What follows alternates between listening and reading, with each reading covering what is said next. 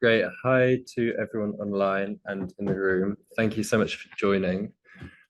Um, Today, what I'd like this session to be really is a very relaxed, informal chat, as open as possible about the ethical implications of biometric age estimation in a world where we see increasingly prevalent and easily accessible generative AI technologies. So this workshop is a kind of spin-off of the Project Defy work that's going on, and that's been talked about throughout the conference. So what that project is looking at is how can we understand where generative AI is being used in presentation and injection attacks against age estimation technologies, and what tools can we build to detect and defend against these attacks. As part of this, my name is George Billinge. I'm founder of Illuminate Tech. I was at Ofcom before, working on age verification and age estimation policy. And now my company basically looks at making sure that the technologies are implemented in a way which is ethical, responsible, et cetera, et cetera. So I thought we'd just open up the conversation to start with by talking about the kind of steps in determining where it's ethical to implement technology. And the first question for me is always, is this technology actually a necessary and proportionate intervention given the risk of harm that we're talking about? So I'll throw it open to the floor really, but yeah, the first question is, where is age estimation necessary and proportionate? Who is responsible for determining this? And how does the proliferation of easily accessible generative AI tools impact our decision-making around that?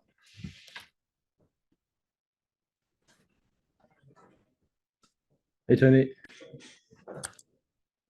And please feel free to jump in. Yep.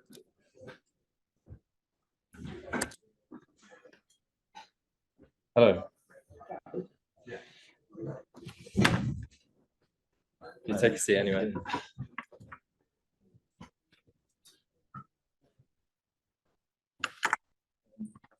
Right, if you kind of bring a question up. Yeah, of course. Sorry.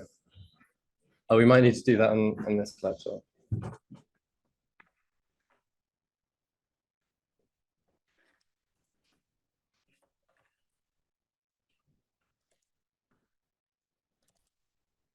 So maybe we can start with this question of responsibility. So whose job should it be, and whose job is it to determine circumstances in which it's necessary and proportionate to implement age estimation technologies?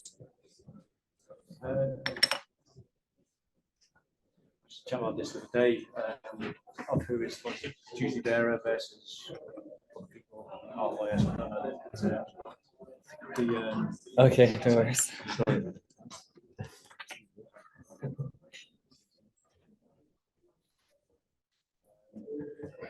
The context needs to be that your initial instinct is the country's regulator, that they're going to be the ones that decide which kind of industry is going to warrant the estimation. Because just like besides parents, they're ultimately the ones who are responsible for safety and well-being of, say, children or people in society. It's that kind of initially seen like the starting point of they get to decide, but then from that kind of human rights perspective, it depends on the country, right? The state is going to decide it.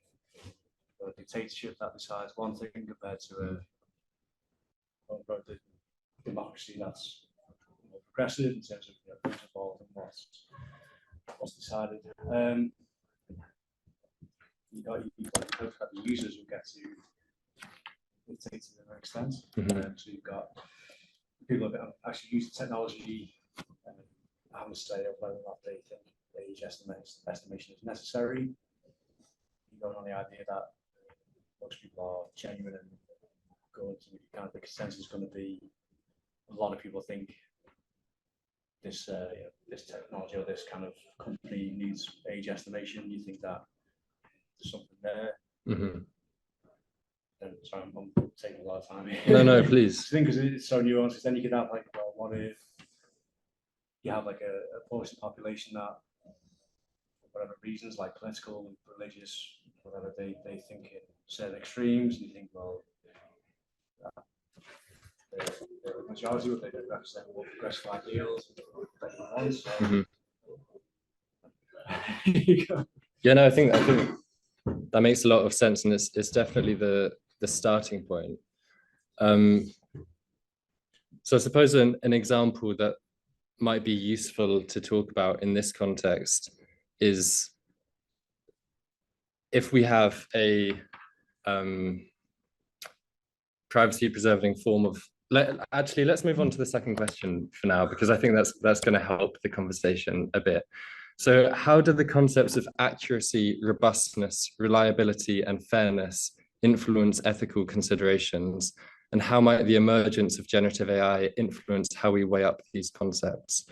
So to give a bit of background to these concepts, the way I've conceived of this is accuracy, technical accuracy is how good is this technology at correctly determining the age of a particular individual from scanning the image of their face. Robustness is about how well the particular technology performs in different contexts across different devices. Reliability is about how the extent to which the technology can produce the same output when presented with the same input. And then fairness is about how well the technology performs on individuals of different backgrounds, so whether that's gender, race, age, etc., etc.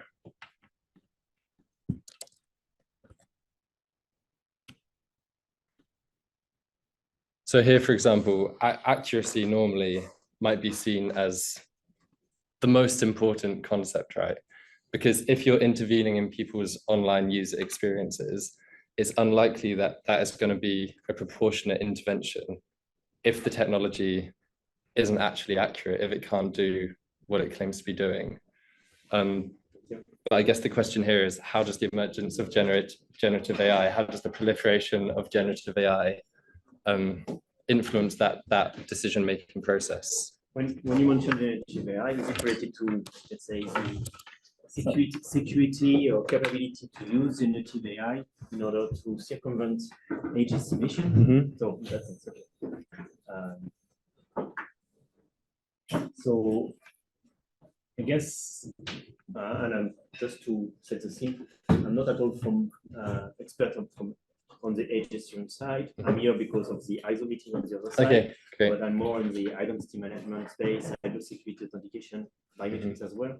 So being in biometrics, quite natural to ask myself a question on age estimation and things. But I'm more on generally cybersecurity mature products. So that's why I was asking for security. Yeah. Something which is not clear for me is whether we can really decide without taking into account the context of use. Is it something which is about protecting an organization of having some persons accessing some resources that they do not access to just because of legal responsibility of the organization, or is it about protecting the end users? And probably sometimes they are connected, of course, but depending on the perspective that you take, and depending even of being more precise of the kind of use cases, probably the resilience to some adversary scenarios, to security threats will be different. If I take my cybersecurity expert hat, I would say, well, if an age estimation solution does not come with a strong cybersecurity posture, at the end, it will be circumvented in a way or another if someone is motivated by circumventing it. So what will be the motivation? Depends on the context. Okay. So the level of threats depend on that. But definitely, it's there are also aspects related to ethics. And if you put something which is, from my perspective, if you put something which is not addressing the whole set of problems, and we may consider ourselves whether this is really an ethical decision to use those technologies. Well, it's hard to tell more, but I guess the question is also related to, in a way, well, there is ethics, but also privacy Yeah, I mean, that's definitely part of these ethical considerations, because ultimately what we're saying is there are certain conditions where we're deciding to impinge on people's rights to a certain extent, right? That's what we do when we're saying we're going to implement these technologies to keep children safe online. We're deciding that in this particular context, it is necessary and proportionate to some extent infringe on certain users' rights. But then how do we make sure that that is actually proportionate in a world where generative AI is increasingly prevalent?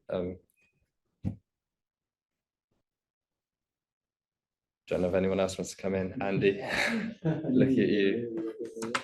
No, I agree. I mean, you know, it's back to the argument of privacy versus social, isn't it? And that's going to be an ongoing argument for God knows how long. You know, the EU have their own view, UK have their own view, America have their own view, and so on and so forth. And that, to a point, it just comes down to the users. We can all come up with, yeah, we think safety overrides privacy, but it's down to the users, isn't it? You know, if you actually look at it, especially with one of the big platforms, they went out and asked the users, what do you want from us? And they said, well, privacy, so they introduced end-to-end encryption. But it's the same users who are saying that, but we also want you to protect our children and to do this. So it's, well, which one do you want? And it's you know, how can we find that balance? How can the platforms, all of them, find the balance? How can the users also find the balance and everybody come together in one happy thing? Which you know, and as we're going down AI, you know, we still go down the route of is what, you know, at the moment we're talking about real people. The whole age ID thing is real people, but now we've got the whole thing of AI, which might not be real people. So we might be IDing people who don't actually exist, and whether they may be offenders or maybe they might be young people. Are we then breaching any privacy if that person doesn't exist? That's an interesting question. I haven't thought about that. Probably not, I guess. Well, exactly. They don't exist, but then we still have to breach that privacy to determine whether they exist or not. Right. Okay. So yeah. So I guess where we've got to so far is it is up for ideally democratically elected governments or some arm's length body associated with that government to determine the situations in which it's necessary and proportionate to implement age estimation in order to protect kids online. So you have those decision makers in the first place who represent the views of citizens, parents, children, civil society, etc., and take that into account. Sorry to interrupt. Yeah. There was when we had the Data Protection Act, which obviously has got overtaken behind. There were 3 sets of criteria here in the UK that allowed us to breach people's privacy. One was, I think, to identify the other one was prevention and detection of crime, and they pretty much own any privacy. Prevention and detection of crime, you could stretch a little bit, but you know, that gave, as long as you were proportionate and you could justify your actions, that would overrule. And that was three simple things you had to make. At least one of those you had to make. So is that the most simplistic answer? I guess that is a simplistic answer. If we want to get more granular though, and this is where we can move on to question 3 and what will hopefully be the body of this workshop and our discussion, and we can make it very free-flowing. So what practical steps can we take to ensure we develop tools to detect and defend against presentation and injection attacks in an ethical way? So this is really about, we've got a situation where you have bad actors who are using generative AI to not only spoof safety technologies, but also for a wide range of nefarious purposes. And the challenge that we have when we're designing tools to try and defend against this is that these bad actors are more than happy to harvest huge amounts of data to power their models so that they can circumvent these technologies or whatever. We can't do the same thing, obviously. We can't just steal everyone's data from the internet to train really smart models at defending and detecting against these attacks.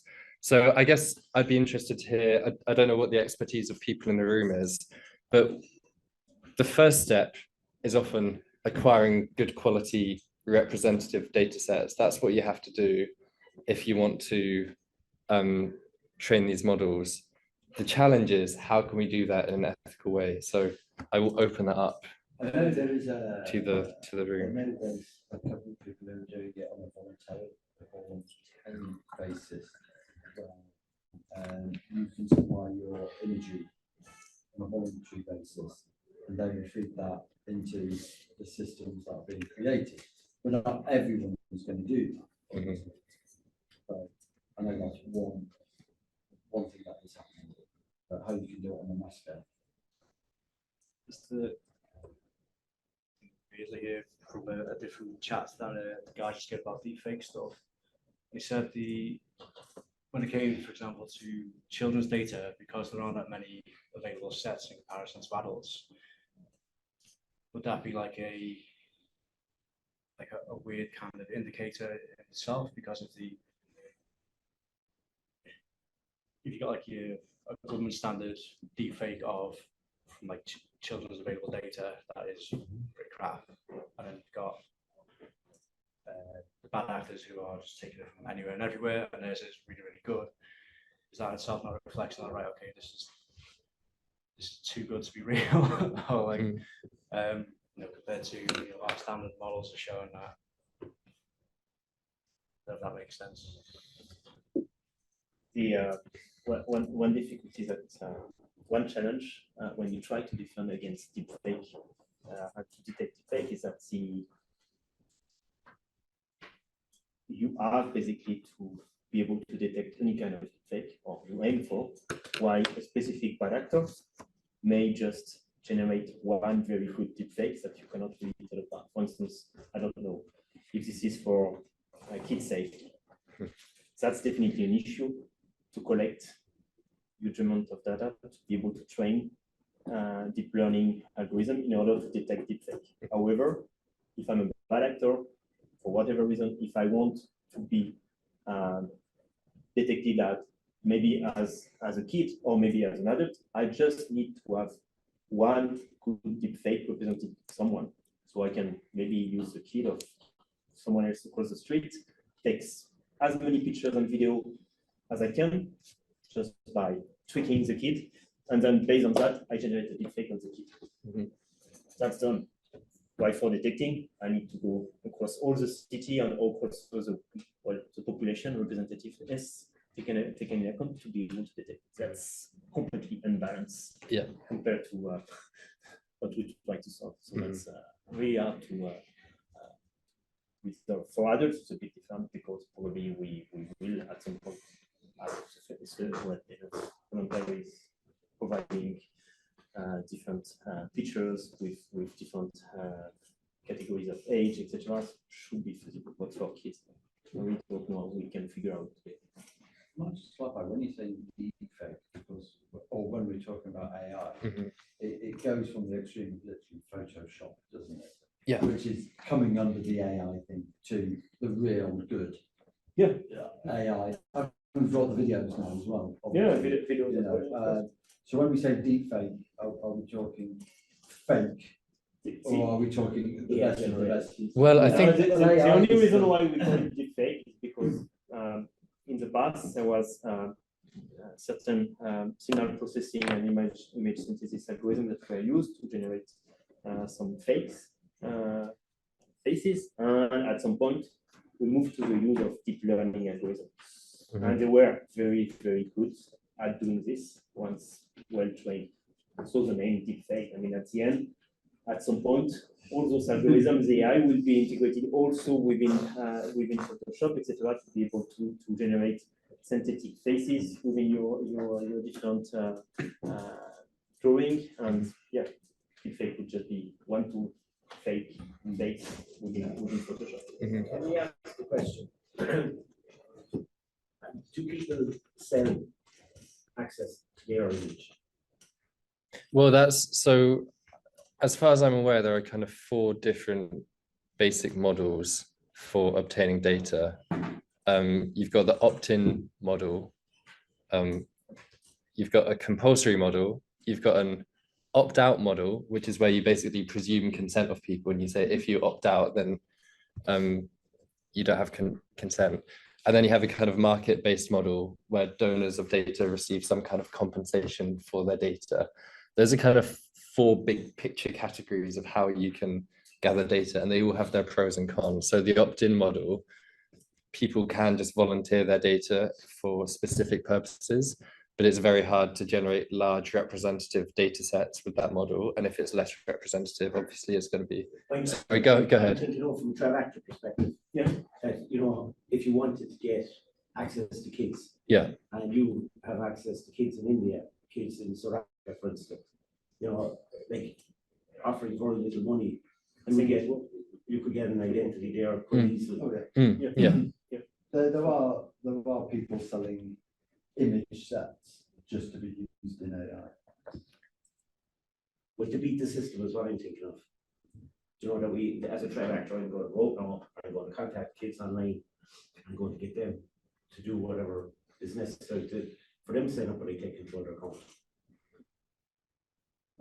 Possibly. Yeah, I mean, that's the thing. Yeah. So, did you have a question? It was more like a comment. There you were talking about presentation attack and gun. Gun are much newer than presentation attack detection. And I think that 15 years ago, we were talking about PED like that, right? We couldn't have data and so on. I think that by nowadays, PED is much more mature. We have much more data. And also one way how to train up models for this. Just you notice that there's a certain attack vector that is passing, and you reproduce that. For example, I don't know, there's a data set of IDEMIA for 3D masks, for example, which is very good. Or the celeb spoof, which is another data set that is very good for that. I think for gun it's a bit more difficult right now because there are various kind of gun attacks. I don't know, style gun 3, for example, there are some data sets, and some companies are using it to generate this attack, but there are others. And the trick there is always what kind of artifacts they leave, because all of them will leave some artifacts. Some of them will leave some reflections in the eyes, inconsistencies. In video, you can notice always when you see a video, I say, this is an attack. Why is it? I don't know. Probably it's the shape of the board there. There's something funny, right? But different algorithms will leave different sort of fingerprints. Perhaps one way how to do it is to start generating those attacks by saying, well, I don't know, a company X is generating those attacks. So we generate a bunch of these attacks and we train a models against them. So then at the end of the day, an attacker, most of them will not be, because to train a gun, it's, if you were saying that it came from Italia, they work a lot on the stuff. It took them 10 hours and it doesn't always get it right. So the effort is huge. You have to be, that guy is professor level. So you don't have many people that can generate this kind of attacks. But what I think we're going to have to protect against is those companies which are generating these guns. And I think that they are, the way they are offering these gun attacks to people who want to do something bad. They're offering to us to protect against it. So that's an idea. So. No, I mean, it's a really interesting idea. I guess what are the potential, are there any potential repercussions of generating lots of attacks? Repercussions just to train models. Just to train models to detect those kind of artifacts. That's the whole purpose of it. Yeah. So the way I see it, so either you do it or your door is completely open for these attacks. Okay. Great.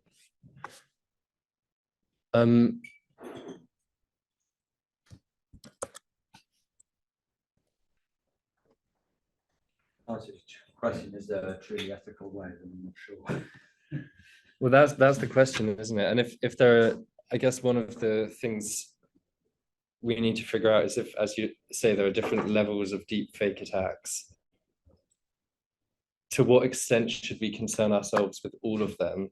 And to what extent should we kind of just focus on the ones which are most easily accessible and most prevalent? What did the new regulations, the new law say, wasn't it last week, about regulating the use of AI? Did that come? I haven't, last week. Wasn't it? There was a signing, was it Australia and UK signed some agreement about The UK and US, wasn't it? Hmm? UK and US. Could be. signed. All right, yeah. About some new, how to deal with AI. Yeah, I saw that. I'm not sure Oh, what the contents of it is. But yeah. Okay. well, Well, this has been really useful. Unless we have any further thoughts, we can wrap it up there.